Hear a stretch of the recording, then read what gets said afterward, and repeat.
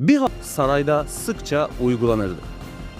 Osmanlı saray hekimleri dönemin en ileri bilgisine sahip olsalar da bazı tedavi yöntemleri bugünün bilimiyle kıyaslandığında oldukça tuhaf ve hatta tehlikeliydi.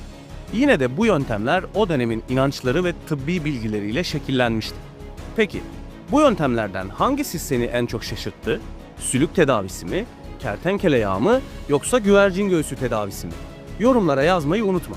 Çünkü Osmanlı saraylarının şifası bazen bir mucize, bazen de tam bir korku hikayesiydi.